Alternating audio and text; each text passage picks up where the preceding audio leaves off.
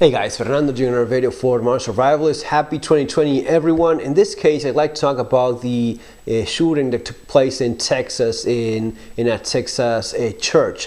Fortunately, this man was there, Jack Wilson, took a shot, ended the threat, and in spite of the horrible situation, I think one man at least got shot with a shotgun by the attacker, but he ended the threat, and that was that. Now, I'd like to talk about a couple of different things. First of all, this man, Jack Wilson, there was a little bit of mysticism at first. Some people say it was an FBI agent or some secret military operative or some highly trained individual.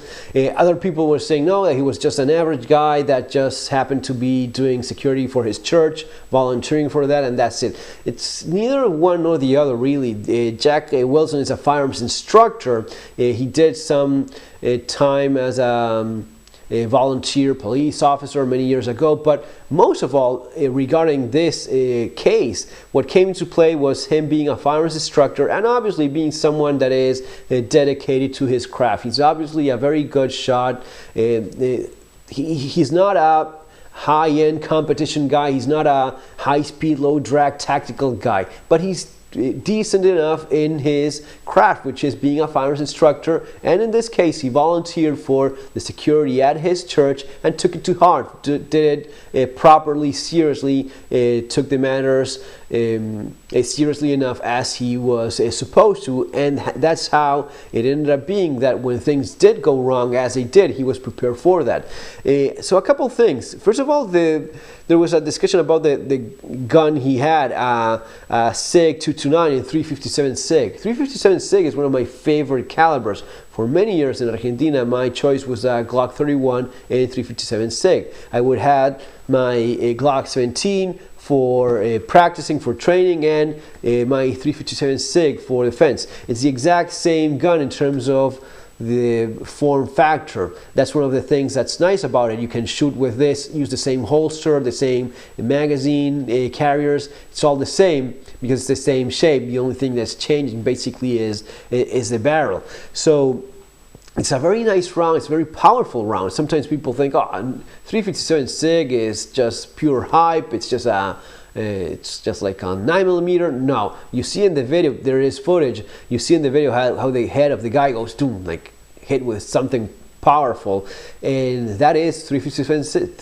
SIG. Is a pretty nice, powerful round. It's supposed to replicate the 357 Magnum out of a 4-inch revolver, pushing a 125 grain Hal point projectile at about 1,400 feet per second. Nice round. Besides that, it's a bottleneck case, so it's very reliable. It's very accurate as well. It has a very flat shooting trajectory, which in this case, it's pretty much ideal. Also about firearms for something like this. For an active shooter, it's a pretty interesting situation because it's rarely going to be more than one or two guys. Maybe usually active shooters, crazy people, operate on their own. So you want to have something that is accurate. Something like this, for example. I was thinking about my HKP7. This is a laser. This little thing is super accurate because when you press the cocking lever, you're shooting in single action. It is a very accurate little gun. Perfect for that kind of shot. Now, a couple things that I explain in Street Survival Skills, my latest book. If you haven't bought it already, it's available in Amazon. I highly recommend it, if I may say so myself, because many things regarding security, self-defense are skills described here. A couple of them specifically regarding this topic. Number one is have a gun that is actually capable of doing the things you want to be able to perform. So what I mean by this, if this man, instead of having his SIG 229 and having practiced definitely as clearly as he did, if he had a little snubby revolver or a pocket pistol, I don't know if he would have been able to take that shot. It was about 12, 15 yards, give or take, and the guy was moving. That's not an easy shot, especially a headshot, and he landed it. He did it right. So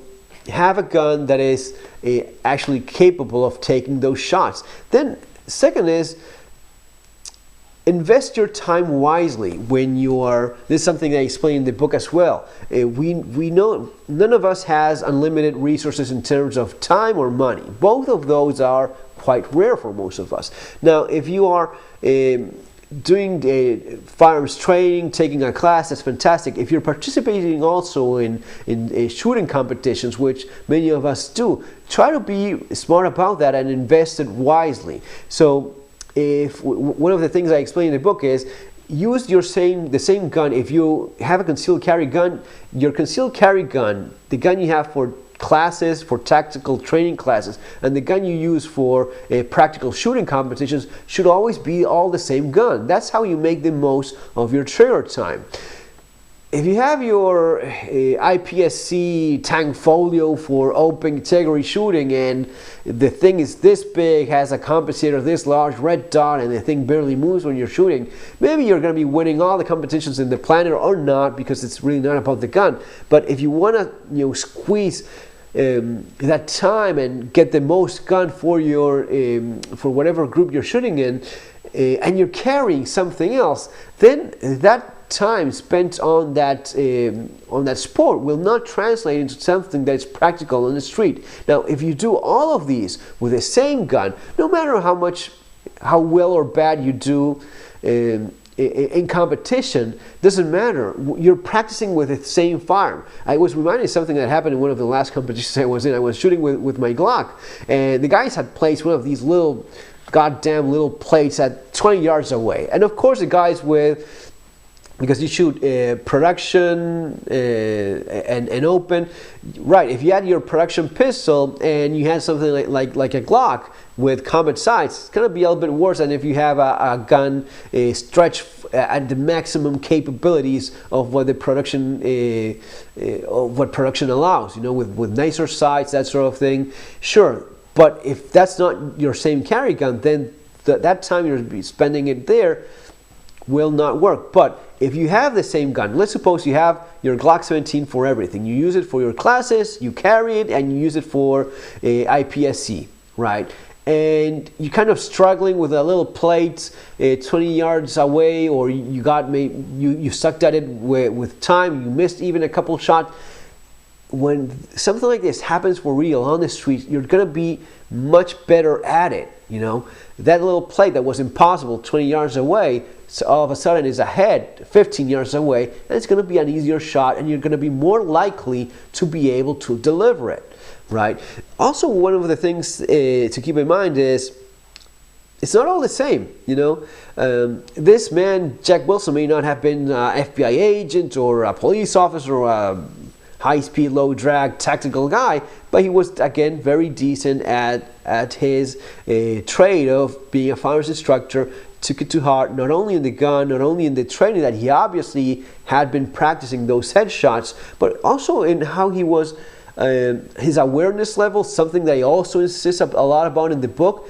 His awareness, his location in the church was very wise as well. He was placed in the center, but on the back of the room, so as to have a good field of view of everything, and that's exactly what he had. As soon as he saw something going on over there, he was centrally located, so that 12-15 yard shot was not as bad as if he had been on the other end of the room talking with a lady friend of his, and he had a 30-yard shot instead, right? So that decision, it's a combination of factors. It's the tactical decision of where he's going to be standing. It's the weapon of choice and the training that he has, and the nerves so as to keep his cool and take that shot. And of course, there's always going to be a little bit of luck, which is an element as well, unfortunately. But the more you practice, the more you train, the more responsible you are, the more lucky you usually tend to be. Folks, it's going to be all for now. See you on our next video. Have an awesome day.